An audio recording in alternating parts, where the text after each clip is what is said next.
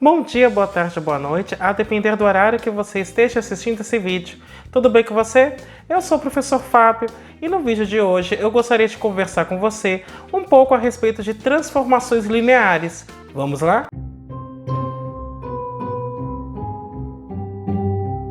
Antes de mais nada, eu vou pedir que você já faça o famoso cucocô, que é curtir, ou seja, deixa o seu like, aproveita e faz isso agora para você já não esquecer, comenta, ou seja, utilize a área dos comentários para continuar dialogando comigo, apresentando suas dúvidas, ou mesmo apresentando sugestões de outros assuntos que vocês gostariam que fossem tratados neste canal.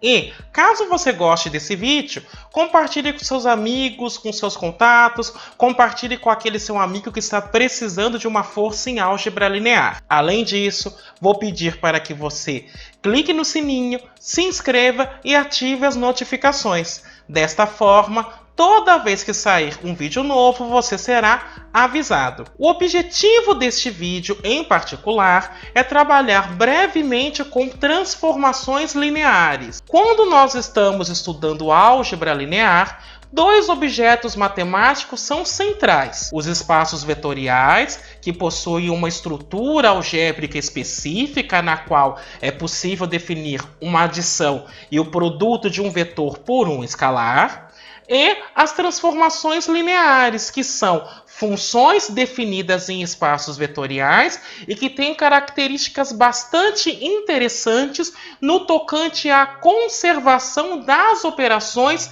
definidas nesses espaços. Portanto, sem mais delongas, passemos a defini-las. Nesse sentido, eu vou tomar V e W, dois espaços vetoriais, e eu vou dizer que uma transformação linear de V em W é uma função T definida no espaço V com contradomínio W, que possui as seguintes propriedades: T de V1 mais V2 é T de V1 mais T de V2, e T de αV é αT de V, isso para vetores V, V1 e V2 e α pertencendo aos reais. Portanto, aqui eu estarei trabalhando com espaços vetoriais reais. Uma coisa que eu quero chamar a atenção é que essas duas propriedades dizem o seguinte: que em certa medida fazer uma soma no espaço V é equivalente a uma soma no espaço W, e que multiplicar um vetor V no espaço V por um escalar é equivalente, em alguma medida, a multiplicar um vetor por alfa no espaço W. Essas propriedades acima podem ser escritas de maneira única através dessa propriedade. Então eu vou dizer que eu tenho uma transformação linear toda vez que T de αV1 mais V2 puder ser escrito como αT de V1 mais T de V2, onde V1 e V2 são vetores do espaço vetorial V e α é um número real qualquer. Por indução, é possível mostrar que se eu tenho alguns números reais, α1, α2, α3, αr, e vetores V1, V2, Vr, então, quando eu fizer a imagem de α1, V1 mais α2, V2 mais até αr, Vr pela função t, nada mais é do que α1, t de V1 mais α2, t de V2 mais até αr, t de Vr. É uma generalização da ideia de transformação linear utilizando dois vetores. Só que neste caso eu estou utilizando mais de dois vetores e estou descrevendo como ela se comporta nesse sentido. Um primeiro exemplo, eu tenho uma transformação t de R2 em R, dada por t de xy igual a x mais y. Vamos mostrar que esta função é de fato uma transformação linear. Para isso, eu vou considerar V1 igual a x1, y1 e V2 igual a x2, y2. Dois vetores pertencentes a R2. E vou considerar um número real que eu vou chamar de alfa. Então, o que é fazer t de alfa V1 mais V2? Isso é calcular t no seguinte elemento. Alfa vezes V1 seria multiplicar cada uma das coordenadas de V1 por alfa. E depois fazer a soma coordenada a coordenada com V2. Portanto, é calcular t de alfa x1 mais x2, alfa y1 mais y2. Vendo a definição da função, isso é a primeira coordenada, ou seja, alfa de x1 mais x2, somado com a segunda coordenada, que é alfa de y1 mais y2. Isso, por sua vez, é igual a alfa, que multiplica x1 mais y1 mais x2 mais y2. Isso eu posso escrever como alfa t de V1, porque veja, t aplicado em V1 pela função que está dado é x1 mais y1, mais t de V2. Porque veja, t de V2 pela função posta nada mais é do que x2 mais y2. Portanto, veja que eu calculei t de alfa V1 mais V2, e isso deu alfa t de V1 mais t de V2. Portanto, t é uma transformação linear. E era isso que nós gostaríamos de mostrar. No exemplo 2, eu tenho a função t definida de R3 em R2, dada por t de x, y, z, igual a x menos y, y menos z. A ideia é mostrar que esta função é uma transformação linear. Então, para isso, eu vou pegar, num primeiro momento, dois vetores que estão em R3. E eu vou destacá-los por x1, y1, z1. E o meu vetor V2 eu vou destacar por x2, y2, z2. Como eu disse, vetores que estão em R3. E alfa é um número real. Então, quando eu calculo t de alfa V1 mais V2, novamente, isso é calcular a função t no seguinte elemento. Alfa x1 mais x2, alfa y1 mais y2 e alfa z1 mais z2. Quando eu observo a imagem desta função, veja, eu vou pegar a primeira coordenada e tirar a segunda. Então, isso fica alfa de x1 mais x2 menos alfa de y1 menos y2. Já na segunda coordenada, perceba que fica a diferença da segunda coordenada com a terceira. Portanto, isso fica alfa de y1 mais y2 menos alfa de z1 menos z2. Por sua vez, eu vou ter o seguinte. Eu vou ter alfa. Agora eu vou colocar aqui em evidência tudo que está acompanhando alfa. Então fica x1 menos y1 na primeira coordenada. Na segunda vai ficar y1 menos z1 mais agora o restante.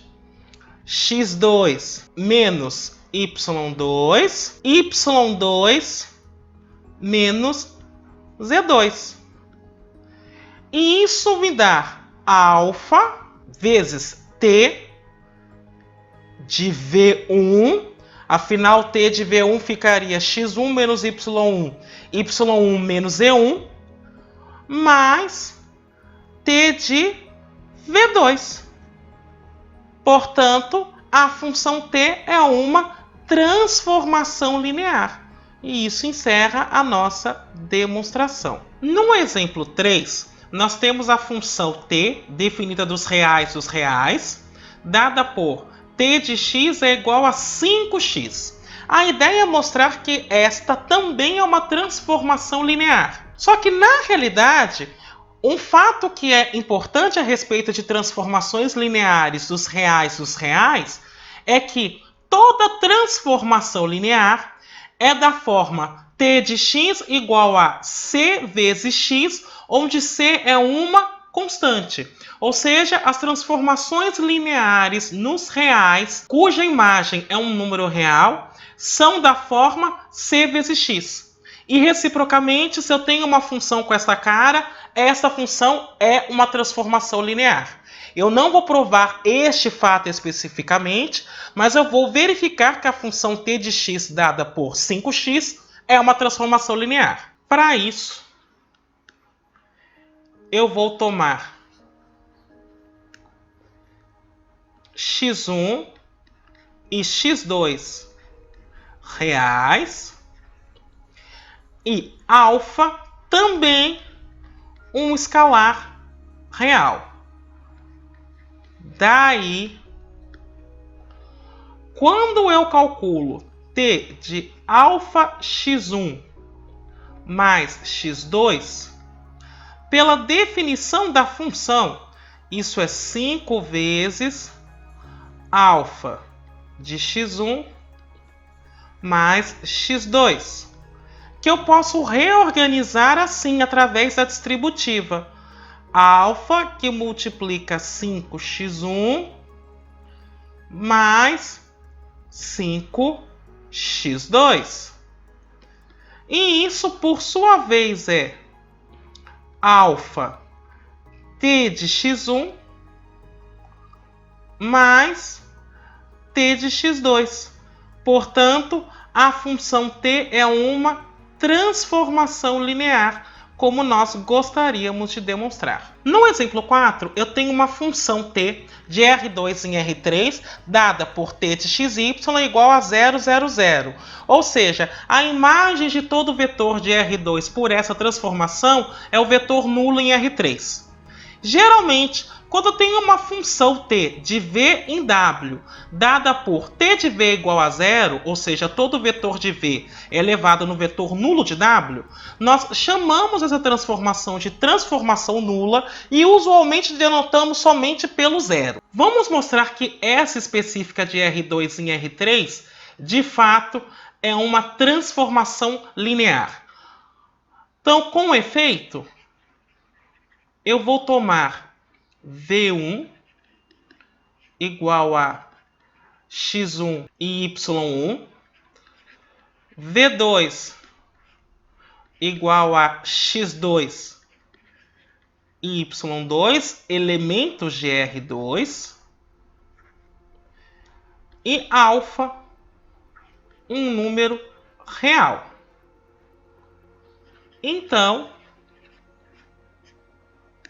quando eu calculo t de alfa V1 mais V2, isso é 0, 0, 0. Que por sua vez eu posso escrever assim: alfa vezes o vetor nulo de R3 mais o vetor nulo de R3. E perceba que isso é essencialmente alfa vezes t de V1 mais t de V2. Portanto, essa transformação nula é uma transformação linear, como nós gostaríamos de demonstrar. No exemplo 5, eu tenho uma função de R2 em R2 dada por t de xy igual a x²y, e esta função em particular não é uma transformação linear. Eu vou mostrar por que utilizando um contra-exemplo. Então, para isso, eu vou tomar o seguinte vetor: 3, 0. Este é um vetor em R2. Perceba o seguinte: 3, 0, ele pode ser visto como 3 vezes o vetor 1, 0.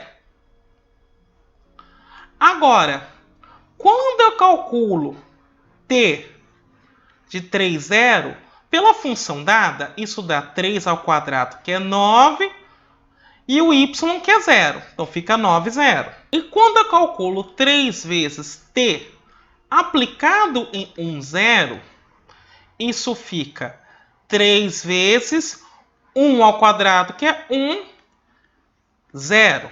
E isso dá 3, 0. Portanto, o t de 3, 0 é diferente de 3 vezes o t de 1, 0. Logo, essa função não pode ser uma transformação linear. No exemplo 6, eu vou olhar para o conjunto Rx e vou fixar um polinômio ali dentro que eu estou chamando de f de x. Eu estou calculando uma função t definida de Rx em Rx de que forma?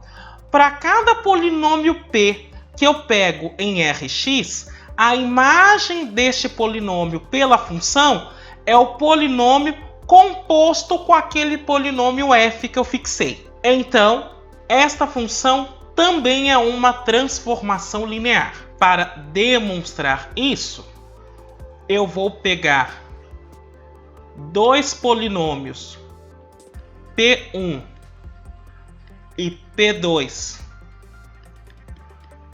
em Rx e alfa um número real. Então, quando eu calculo t de alfa P1 mais P2, pela definição, isso é alfa P1 mais P2 aplicado em f de x. Mas como eu estou tratando de polinômios, isso pode ser escrito como alfa P1 aplicado em f de x mais P2 aplicado em f de x. E por sua vez isso é t. E por sua vez isso é alfa que multiplica t de P1 mais t de P2. Portanto, a função t é uma transformação linear, como nós gostaríamos de demonstrar. No exemplo 7, que eu não irei fazer, mas é interessante citá-lo, eu tenho uma função t definida de Rn em Rm, e essa função vai ser uma transformação linear se e somente se existirem números reais a e j com i entre 1 e m e j entre 1 e n, tais que, quando eu pego um elemento de Rn, x1, x2 até xn, e calculo a imagem dele pela transformação t, esta imagem dá uma combinação linear desses elementos em cada uma das coordenadas. Então, o que eu estou querendo dizer é o seguinte: aqui eu estou com a ênupla de x1 até xn, e perceba que cada coordenada da imagem por essa função nada mais é do que uma combinação linear específica dos elementos x1, x2 até xn. E, inclusive, é isso que dá origem ao adjetivo linear para essa transformação. Porque, na realidade, o que eu estou fazendo é pegando um elemento de Rn e estou fazendo combinações lineares dos elementos x1, x2 e xn para construir a imagem desta função. Além disso, Para toda transformação linear, ela leva o vetor nulo do domínio no vetor nulo do contradomínio. Para que nós verifiquemos essa afirmação de maneira bastante tranquila, não vou fazer a demonstração formal, mas basta observar o seguinte. Quando eu estou calculando t aplicado no vetor nulo de v, isso nada mais é do que t do vetor nulo de v somado com ele mesmo. Pelo fato da transformação ser linear, eu posso quebrar a imagem daquela soma em soma de imagens. E isso me leva no seguinte. Quando eu estou calculando, então, a imagem do vetor nulo de v, passando este primeiro elemento para o primeiro membro da equação, eu vou fazer ele menos ele mesmo. Mas observe que esses vetores em particular estão em W. Então, quando eu faço ele menos ele, eu obtenho o vetor nulo. Só que agora é o vetor nulo de W. E é isso que justifica esta afirmação. Um primeiro teorema que eu vou demonstrar, e é bastante interessante, ele diz o seguinte. Eu tenho uma base do espaço vetorial V. Então tá aí a base alfa descrita por V1, V2 até Vn. Estou supondo então que esse espaço vetorial tem dimensão n. E aí, lá num outro espaço vetorial W, eu vou pegar n vetores. W1, W2 até Wn. Então, existe uma única transformação linear T de V em W, tal que a T de V1 é W1, a T de V2 é W2, a T de V3 é W3 e assim por diante. E o importante desse teorema é que eu estou dizendo que, para definir uma transformação linear, basta saber como essa transformação se comporta nos vetores da base do domínio. Então, para que nós demonstremos isso, eu vou fazer o seguinte. Vou tomar V, um vetor do espaço vetorial V. Então, como alfa é a base de V, eu posso dizer que V é da forma alfa1 V1 mais alfa n Vn. E esses alfa 1, alfa 2 até alfa n são escolhidos de maneira única. Ou seja, para cada V eu tenho um conjunto, alfa 1, alfa 2, alfa n, que caracterizam este V. Inclusive é isso que nós definimos por coordenadas do vetor V na base alfa. Agora eu vou definir uma função T de V em W da seguinte maneira.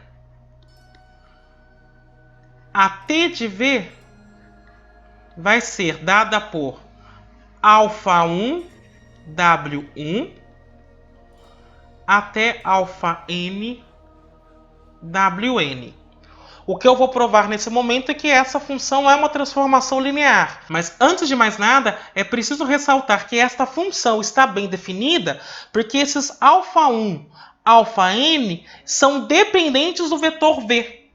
Logo, eu não corro o risco de, ao definir esta expressão, estar dando duas imagens diferentes para o mesmo vetor. Então, eu irei mostrar agora que aquela função t é uma transformação linear. Para isso, vou pegar um vetor w em v e um escalar a nos reais. Então, como w está em v, o w ele pode ser escrito da forma b1 v1 mais bn vn, porque v1, v2, vn é base de v. Daí, quando eu faço AV mais W, isso pode ser escrito da seguinte maneira. A que multiplica alfa 1 mais B1, V1. E assim por diante, até A que multiplica alfa N mais BN, VN. Ou seja, aqui eu estou considerando apenas a soma coordenada a coordenada. Portanto, quando eu for calcular T de AV mais W, isso pode ser escrito como A que multiplica alfa1 mais B1, W1, mais até A que multiplica alfa-N mais Bn, Wn.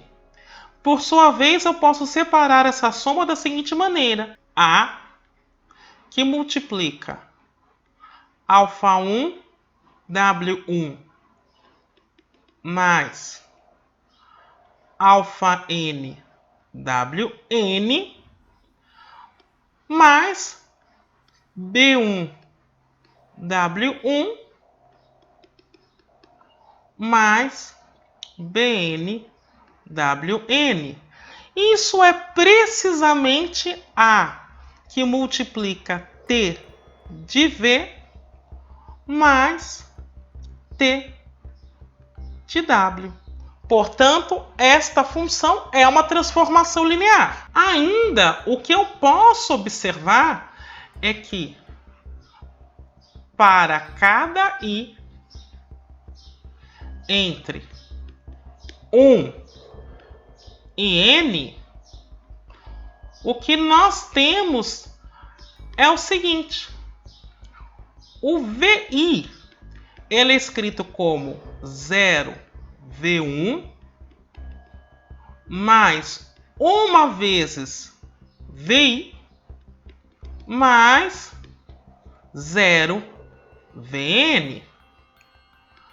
Daí, quando eu calculo T de VI, isso vai dar 0W1. No final eu vou ter 1 vezes WI mais até 0WN. Então isso dá WI. Portanto, veja, eu tenho uma transformação linear que a cada VI leva no respectivo WI. O que falta mostrar é que essa transformação é única. Então, para mostrar isso, suponha que exista uma transformação linear S definida de V em W, tal que a S de VI também dá WI, isso com I variando de 1 até N. Quando eu calculo S de V, isso é calcular a S em alfa1 V1 mais até alfa-N Vn.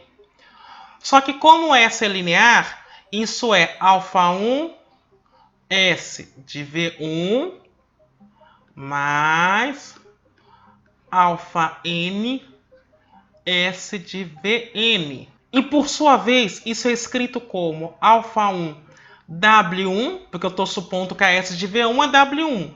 E assim por diante até alfa-N Wn. Mas perceba que essa é precisamente a transformação T.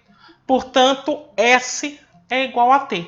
Logo, a transformação linear existe, é possível determinar uma que leve VI em WI e essa transformação é única.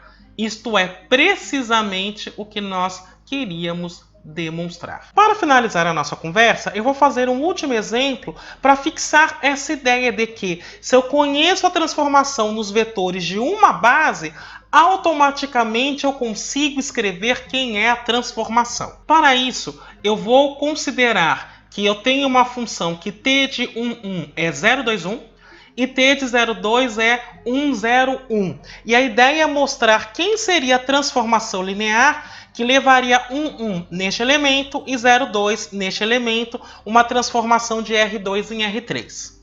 A primeira coisa que eu quero observar é que quando eu pego o conjunto 1,1, 0,2, esse conjunto em particular é base de R2, porque eu tenho dois vetores que são LI. Por LI, eu entendo linearmente independente. E como é que eu verifico que dois vetores são linearmente independentes? Basta um não ser múltiplo do outro. Perceba que isto é impossível neste caso, porque uma das coordenadas do vetor é 0. Então, eu não conseguiria multiplicar 0 por um número e obter 1. Portanto, eu tenho dois vetores linearmente independentes. A dimensão de R2 é 2. Um conjunto formado por dois vetores LI num espaço de dimensão 2 é uma base para esse espaço. Agora, o que eu vou fazer é verificar quais são as coordenadas do vetor XY em função desta base. Então, se eu tenho um XY pertencendo a R2, ele pode ser descrito em função do vetor 1,1 e do vetor 0,2. O que eu estou me questionando é quem seriam essas coordenadas A e B. Para isso, eu vou ter que resolver um sisteminha. Porque, veja, assumindo que essas coordenadas existam, quando eu faço a soma, eu concluo que isso vai dar A e A mais 2B.